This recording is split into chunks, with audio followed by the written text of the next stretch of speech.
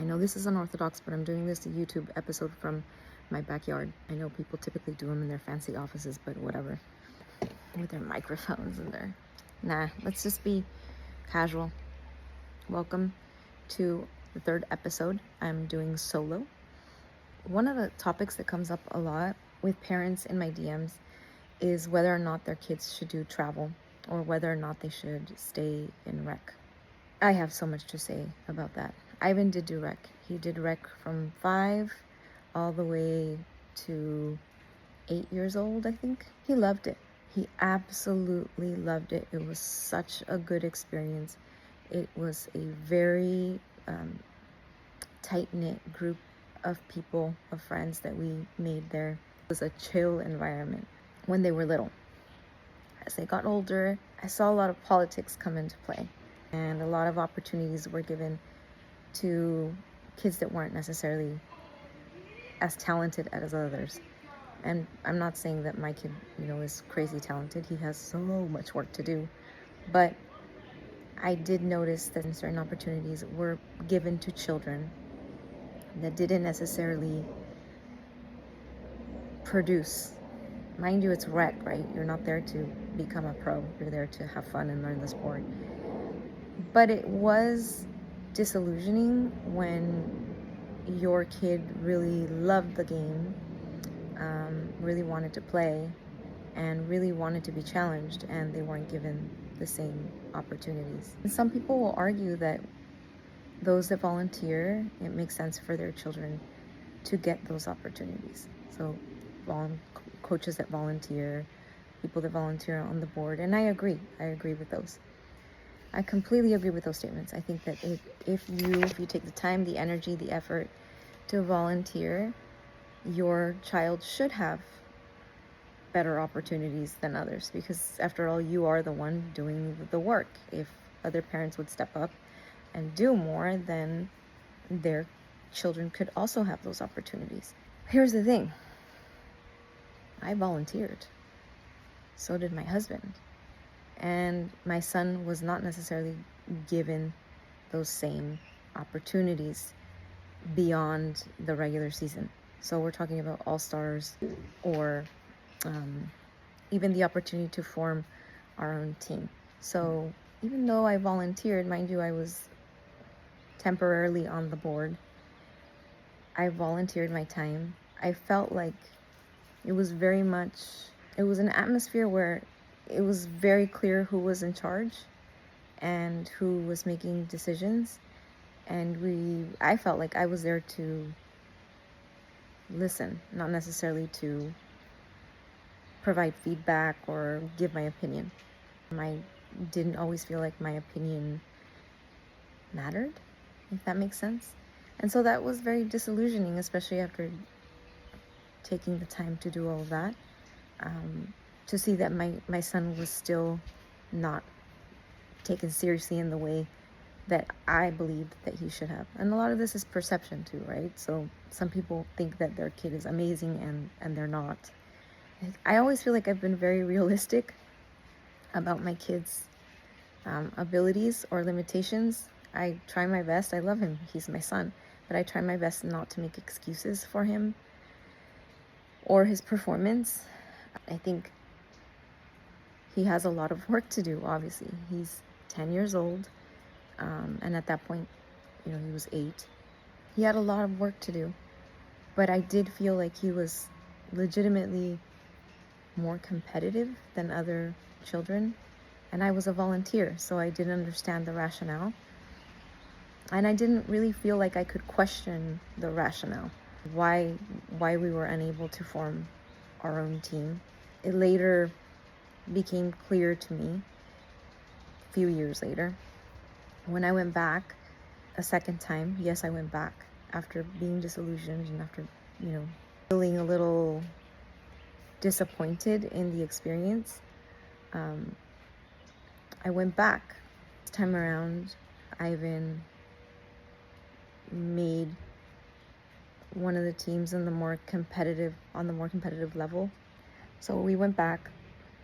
The team was composed of a lot of kids who still needed a lot of work, and obviously at the time they were 9, 10 years old, I don't know. Ivan was the youngest.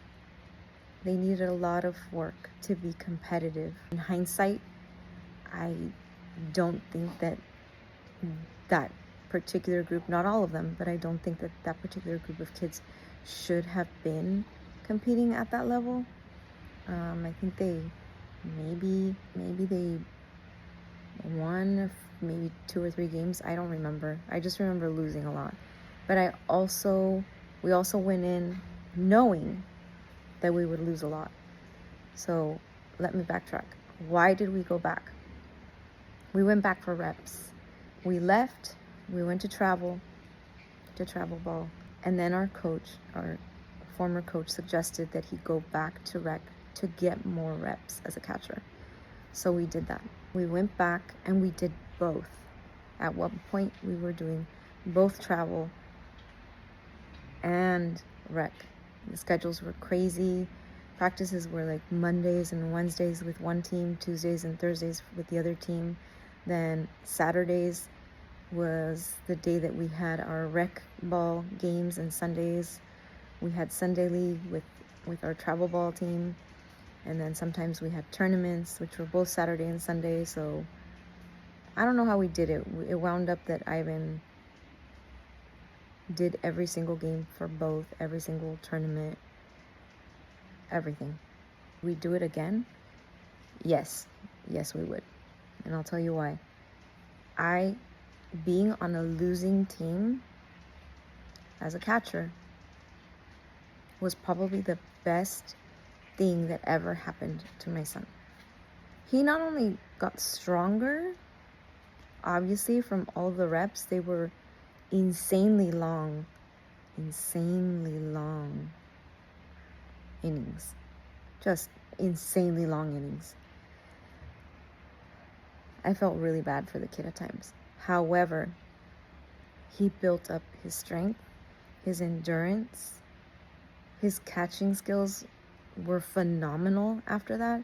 So from that perspective, from a catching perspective, it was likely the best thing that happened to my son. From that point forward, his catching game only got better. It only got better. So if you happen to be on a team that's losing and your kid is a catcher, it's not necessarily a bad thing. Things that I loved about rec.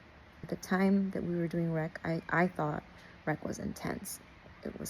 I believed rec was intense, especially during playoffs. That's what I believed at the time when I was participating. Boy, was I wrong. Basically, travel ball is like playoffs on steroids. Rec playoffs on steroids. It can be very intense.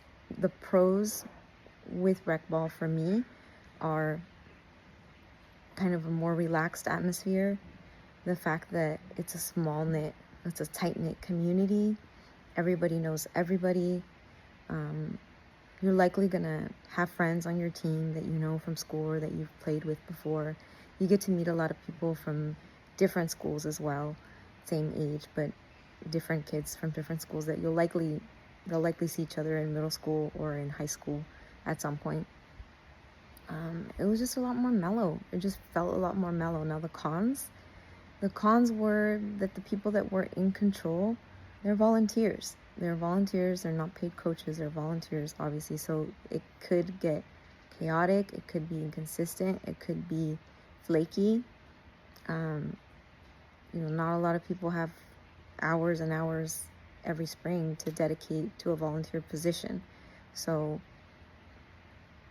the level of coaching is not always there because you don't know what you're going to get. They're not paid coaches, and some of them don't know baseball or know very little about baseball, and so they're just trying their best, right? Other negatives that I feel with rec were lack of opportunities, or opportunities reserved only for specific children based on who their parents were. I'm just going to throw out my sociological terms there. Positive correlation between opportunities for growth and learning and who your parents are, or how connected your parents were. in the league, whether they were volunteer coaches, assistant coaches, or on the board. Those were the people that got those opportunities. Other things that I saw as negative were just the day-to-day, like not just opportunities to play beyond the regular season and well into All-Stars, but the positions that were given to specific children to play. And all of this is not exclusive to rec. Let me just clarify it. These things are not exclusive to rec ball. They do happen in travel as well, depending on who is in control. The negatives in rec ball also included game day and just the politics of game day. So what I noticed was that the children of the coaches were the ones that were given more playtime,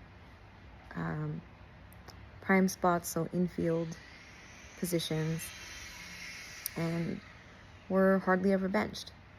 Now, again, this boils back to, well, of course they're going to have more opportunities because they're the ones that are coaching, and maybe they're better because they're being coached more outside of the regular time period to practice, etc., etc. I'm not arguing against that. These are my observations based on my own experiences in my particular rec ball organization. So they're not reflective of every single organization. I do want to point that out. These are my observations based on my experiences and my perceptions, okay? So let me make that clear. I'm not speaking for everyone. I'm speaking for myself. I'm speaking for my son, and that's it. I'm not speaking for everyone. So come game day, let me get less sociological. Let me get less sociological on you and more narrative. Come game day, I would notice that even though a child was not necessarily the best at a specific position, they would continuously play them in that position. Now, mind you, the idea is to develop kids, to help them learn a position. So you play them in a position, even though they're not necessarily the best at it, but you're trying to make them learn the position. It's rec ball. However, when it came time to playoffs, it was the same thing. And so even though other kids were better, I felt, and I'm not talking about Ivan, even though other kids were better at specific positions, they were not given the same playtime. The lineup. Now, because my son is a catcher, the deal was he would be full-time catcher every single game, every single inning, but he would be the last in the lineup. He'd never had anyone catch for him. There was no one filling in for him. And yes, we did this with a purpose, and no, we didn't feel bad for him. Okay, this was specifically done for training, for endurance training. There was specific goals that we had prior to agreeing to do this. And the goals were not necessarily the batting. The goals were to make him a stronger, faster catcher with more endurance. So we knew what we were doing. Remember, we own a gym. So we didn't go into this blindly. So because we agreed that Ivan would be the sole catcher every single inning, every single game, it's true, then we agreed to him being the last in the lineup. Now, what does this mean? Typically, when you're consistently the last in the lineup, you get less at-bats, especially when your team isn't necessarily that competitive, right? So even though he had a ton of experience and opportunity catching, his at-bats were limited because of the lack of competitiveness on his team. That was one of the trade-offs, if you will. He caught more, however, his at-bats were limited. Having had that experience, I would do it again. I would do it again because, like I said, it made him a better catcher, a better overall catcher. And mentally, he grew so much. I think being on a losing team made him more resilient. I truly think that it made him more resilient, that it made him mentally tough.